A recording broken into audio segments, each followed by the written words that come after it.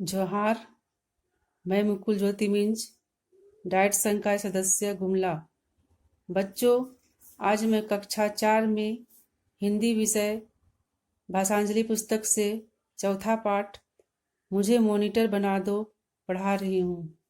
इससे पहले मैं आप लोगों से पूछना चाहती हूँ कि आप क्या बनना चाहते हैं? डॉक्टर, इंजीनियर, ऑफिसर, वकील, टीचर वगैरह वगैरह। तो इस पाठ्य पुस्तक में एक बालक मॉनिटर बनना चाहता है, जिसकी कहानी इस पाठ्य पुस्तक में दी गई है, जिसे आप ध्यान से सुने और उनके हिंदी के उच्चारणों को अच्छी तरह सुनने का प्रयास करें और कठिन शब्दों को अपने कॉपी पर लिखने का प्रयास करेंगे। मुझे मॉनिटर बना दो। बहुत जल्दी करते करते भी निकस कक्षा में 5 मिनट देर पहुंचा। उसकी किस्मत अच्छी थी। कक्षा में अध्यापिका नहीं आई थी, फिर भी उसका नाम अंकुश की डायरी में नोट हो गया। अंकुश कक्षा का मॉनिटर था। उसकी डायरी में लिखे नाम कक्षा अध्यापिका श्रीमती शर्मा के पास पहुंचते थे। मॉनिटर होने के नाते उसे बहुत काम मिले थे। सभी बच्चों की वर्दी का निरीक्षण, प्रार्थना स्थल पर सही समय पर विद्यार्थियों का पहुंचना, उनके गृह कार्य, कक्षा कार्य की कॉपियों की हालत, स्कूल डायरी हमेशा विद्यार्थियों के पास होना, उनका आपस में एक दूसरे के साथ व्यवहार की पूरी जानकारी मैडम को देने की जिम्मेदारी अंकुश की थी।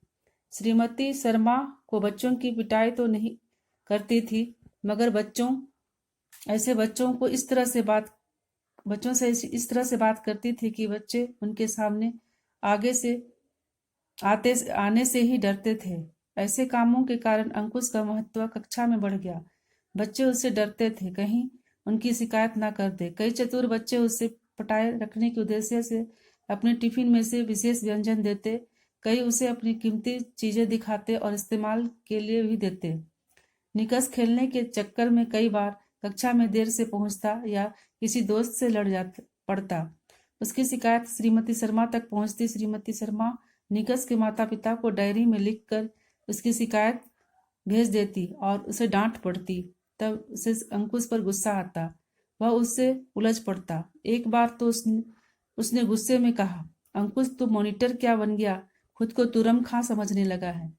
सिर्फ तेरा यही काम रह गया है, मैडम से चुगली करना। अंकुश पढ़ाई में तो तेज था ही, शांत दिमाग का और समझदार भी था। वह बोलता, निकस तू मुझसे क्यों चिढ़ता है मित्र? मैं तो वही करता हूँ जो काम करने के लिए अध्यापिका ने कहा। इस काम में दोस्त दुश्मन कुछ नहीं देखा जाता। मगर निकस को उसकी बात जमती नहीं थी। एक दिन निकस के पेट में हल्का हल्का दर्द था। वह प्रार्थना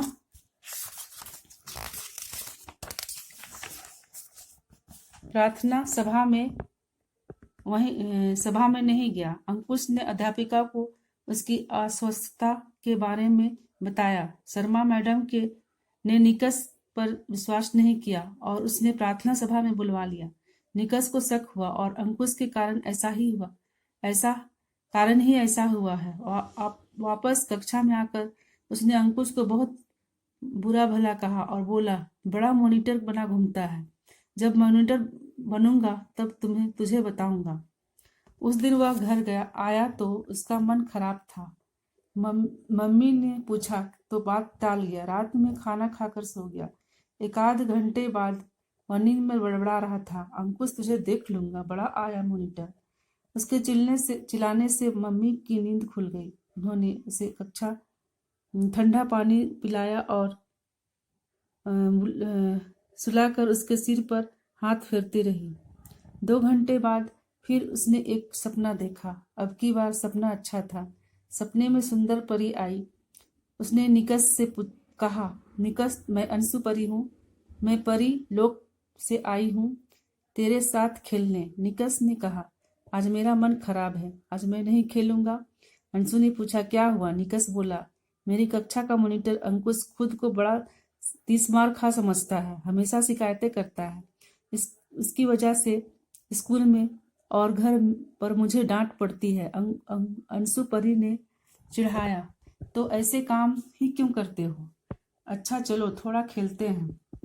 मस्ती में खेलोगे तो सारे तनाव गायब। और दोनों लुका छिपी खेलने लगे। खेलते खेलते एक पेड़ से टकराया और उसे चोट लग गई। वह दर्द से चिल्लाया। परी ने तुरंत उसके सिर पर हाथ फेरा और दर्द गायब। अब परी छिप गई। निकस ने आवाज दी, अंशु दीदी कहाँ हो? इतने में उसकी आंखें खुल गई। अगले दिन रात में सपने में फिर अंशु परी आई। आज भी निकस का मुंह लटका हुआ था। परी ने उसे मना लिया और वे खेलने लगे। खेल के बीच में ही उसने परी से पूछा, दीदी सुना है परियों को जो चाहे कर सकती है? परी बोली, निकस औरों की छोड़ो, मैं तुम्हारी मदद करूंगी। तुम तो मेरे दोस्त हो ना, बताओ क्या चाहते हो? निकस खुश हो गया और बोला, दीदी मुझे मेरी कक्षा का मॉनिटर बना दो। अंशु परी कुछ देर सोचती रही, फिर बोली, बस इतनी सी बात? जा, आज तो मॉनिटर बन जाएगा। निकस खुशी से उछल पड़ा और बोला, ठहर जा अंकुश, अब बताऊंगा तुझे, बड़ा बनता है ना। तभी उसकी आंखें खुल गई।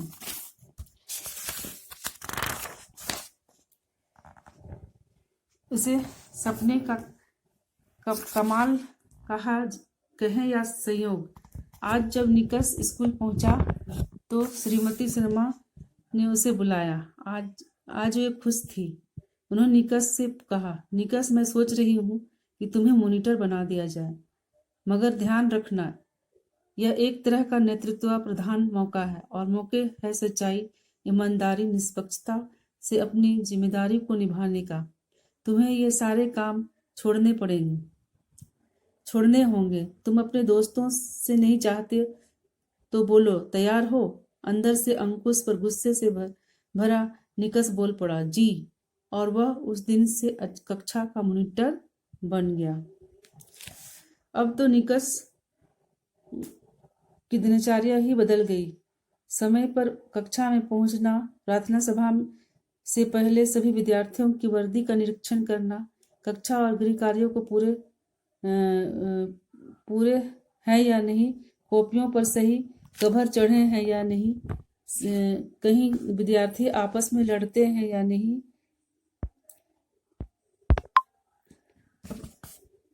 इत्यादि पर निगरानी रखनी पड़ती।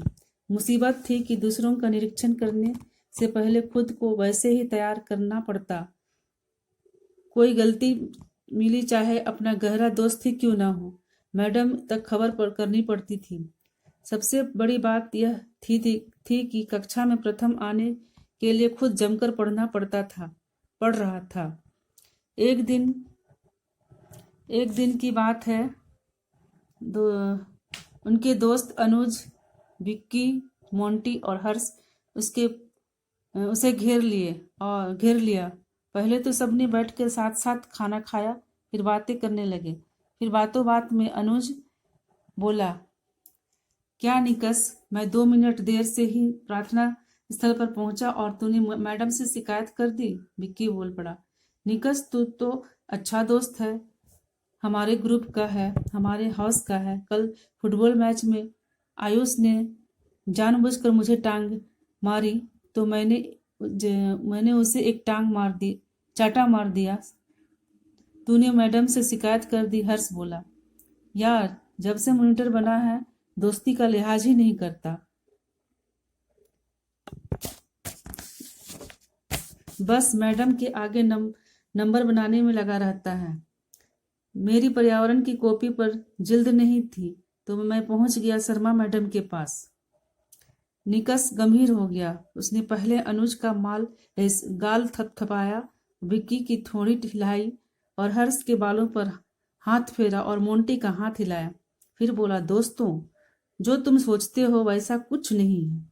दरअसल मॉनिटर बनने से पहले मैं भी यही सोचता था जैसा तुम सोचते हो, लेकिन जब किसी पर कोई जिम्मेवारी आ जाती है तो उसे ईमानदारी से निभाई जाए तब पता चलता है कि कोई भी जिम्मेदारी निभाने में किसी आदमी को क्या मुश्किलें आती हैं। मैं खुद ही अपने में बदलाव महसूस कर रहा हूँ। पहले मैं अंकुश को भला बुरा कहता था, मगर अब मैं इस काम को बहुत कुछ सीख रहा हूँ। मैं तो कहता हूँ कि हर विद्यार्थी को कुछ समय के लिए मॉनिटर बनना चाहिए। निकस के दोस्तों बार बार पलक खोलते बंद करते उसकी बात सुन रहे थे। चारों एक साथ बोले, यार बात तो सही करता है। पाठ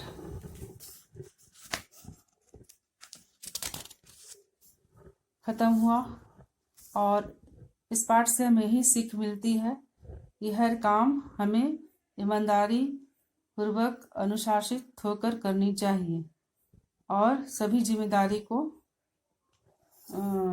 ईमानदारी पूर्वक निभानी चाहिए। तो इस पाठ में बहुत सारे अभ्यास दिए हुए हैं जिन्हें आप पढ़कर अपने स्वाध्ययन के दौरान कॉपी पर लिखेंगे और अपने कक्षा में शिक्षक को दिखाएंगे।